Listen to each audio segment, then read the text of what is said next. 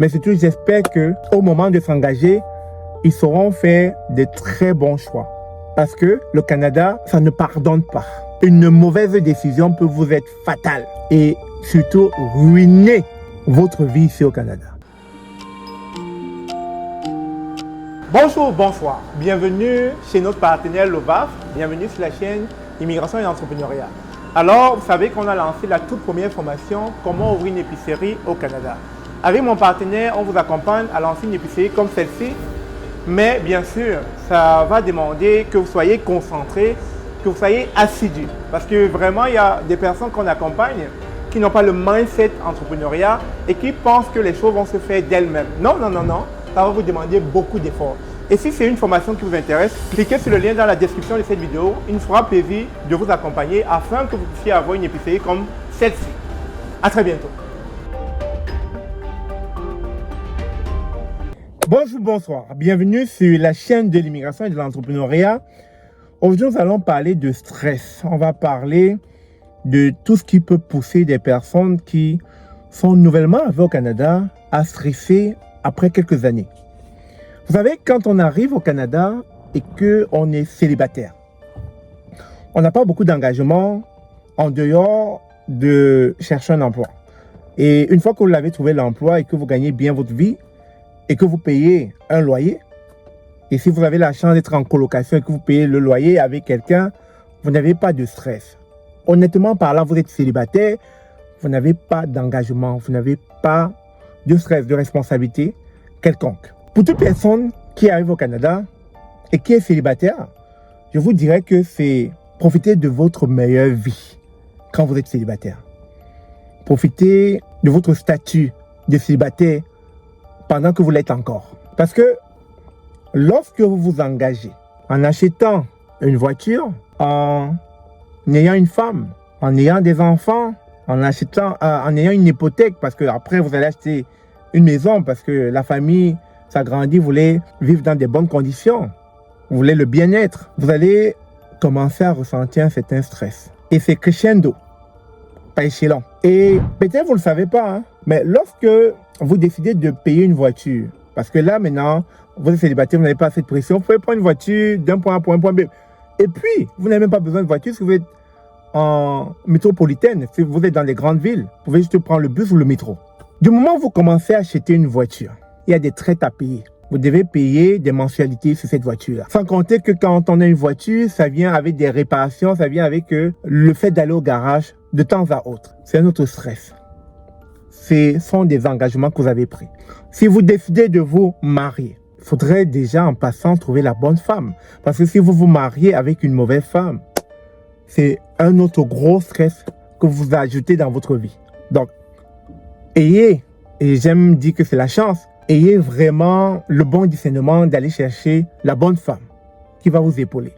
Mais néanmoins, même quand vous avez la bonne femme, vous avez un stress parce que vous aurez des enfants, et les enfants ici, ça vient avec du stress. Il faut les gérer, il faut chercher une garderie. Vous savez, quand vous aurez un enfant, vous comprendrez ce que je suis en train de dire en ce moment. Cherchez la garderie dans ce pays. Vous pouvez suer comme ça là. C'est dur. Vous stressez tellement il n'y en a pas. Et au-delà de la garderie, quand vous trouvez, il y a des coûts bien sûr. Après on dit, dépendamment de où vous inscrivez l'enfant, il va falloir vous ajuster parce que quand un enfant arrive, ça vient aussi avec sa logistique. Il va falloir avoir un casque dans la voiture. Autrement, si vous n'avez pas de casque, vous ne pouvez pas transporter l'enfant. Vous ne pouvez même pas sortir de l'hôpital quand l'enfant est né. Il va falloir avoir un casque dans le véhicule.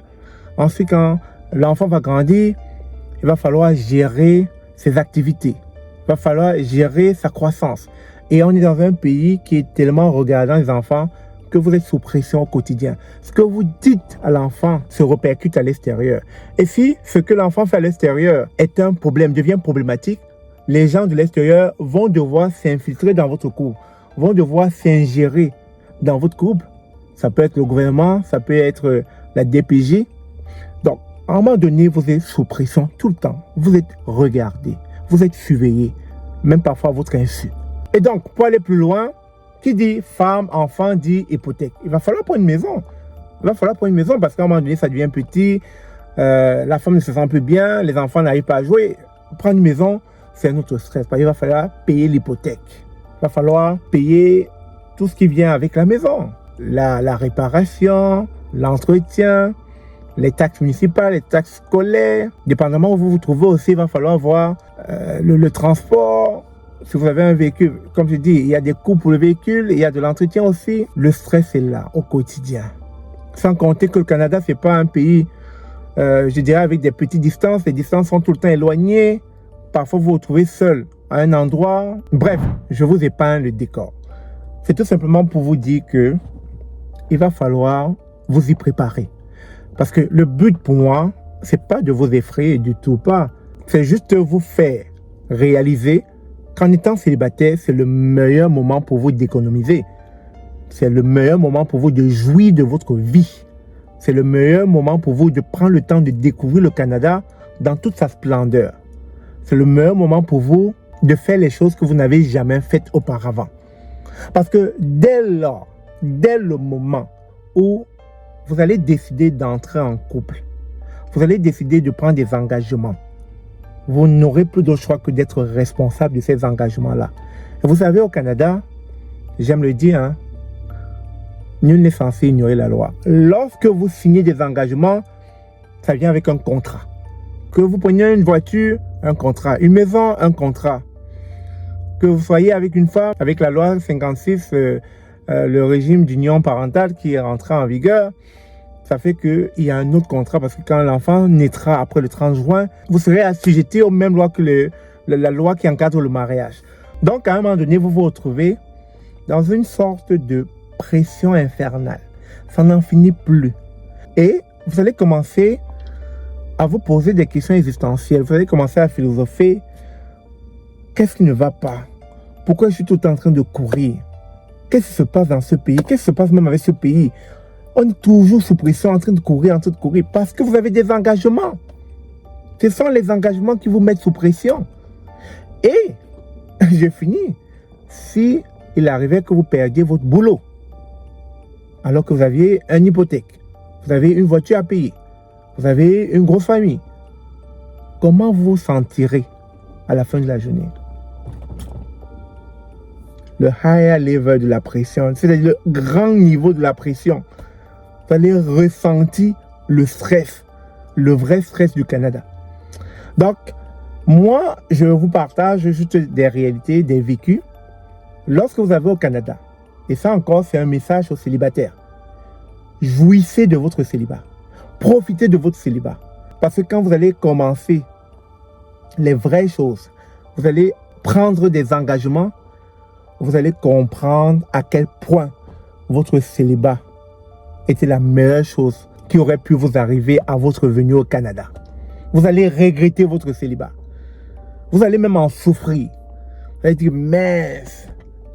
Vous allez souvent rester comme ça, dans votre véhicule. Vous allez rentrer. Vous allez dire, mince. Et ça, je parle comme ça aux hommes responsables. Hein. Je ne parle pas aux gigolos ou aux enfants. Je parle aux hommes responsables. Vous allez rentrer. Vous allez voir, il faut que je déneige. Ou alors peut-être il faut payer le déneigeur parce que j'ai une maison, il faut l'entretenir. Il faut payer l'hypothèque, les taxes. Il y a mes enfants qui doivent faire les activités. Et il y a mon véhicule qui va falloir faire une sorte d'entretien annuel. Parce que voilà, il faut l'entretenir. Sinon, si elle tombe en panne, on est mal pris. C'est encore notre stress, ça génère. Parce que sans véhicule, avec la grosse famille, avec les enfants, on fait comment? Vous allez souvent voir des gens rentrer comme ça dans leur voiture avec la main au niveau du visage, en train d'arrêter leur grosse tête, tellement ils seront dépassés par les événements. Et parfois, c'est là où les femmes ne comprennent pas. Elles ne peuvent pas comprendre parce qu'elles ne vivent pas. Je dis bien les hommes responsables. Ça travaille dans la tête, les hommes responsables. C'est juste une grosse souffrance en silence. Parce que justement, les hommes responsables, ça ne bavarde pas beaucoup. Ça digère. Ça subit. La vie leur montre de toutes les couleurs. La vie les pousse à plus de responsabilités. Et parfois, il arrive hein, qu'on craque. Ça peut arriver. Et ne soyez pas étonnés justement que du jour au lendemain, vous dites, mais tel, qu'est-ce qui s'est passé? C'est le stress. Il n'y a pas autre chose Il n'y a pas de demi-mesure. C'est le stress, c'est la pression, c'est trop d'engagement. C'est trop d'engagement. À un moment donné, quand on a trop d'engagement, on explose. On ne peut pas contenir tout. Et ça, c'est un message à l'intention des hommes responsables qui, très parfois, travaillent en arrière-plan pour leur famille, qui très souvent travaillent en sourdine, en silence, pour le meilleur de leur famille. Et surtout, n'osent pas se plaindre, n'osent pas montrer qu'ils sont dépassés par les événements. À ces hommes-là, je tire mon chapeau. À ces hommes-là, je leur demanderai de parfois se confier, de parfois aller voir des psys, de parfois aller voir des thérapeutes, de parfois échanger avec des amis, des aînés. Parce que c'est important de partager ce que vous subissez en silence. Parce que ce stress dans lequel vous immergez au quotidien, si vous ne faites pas attention, ça peut facilement prendre votre état de santé. Ça peut vous engloutir, ça peut vous nuire. Et on n'a pas envie que vous finissiez comme la plupart des personnes qui sont parties d'ici, fous. Parce que oui, à trop prendre sur soi, à trop gérer les engagements, on peut finir par en perdre la tête. Donc, c'est ce, merci d'avoir écouté la vidéo. J'espère que les célibataires comprendront la chance inouïe qu'ils ont encore avant de s'engager à quoi que ce soit. Mais surtout, j'espère qu'au moment de s'engager, ils sauront faire de très bons choix. Parce que le Canada, ça ne pardonne pas. Une mauvaise décision peut vous être fatale et surtout ruiner votre vie ici au Canada. Sur ce, on se dit à très bientôt. Merci encore. Je vous aime.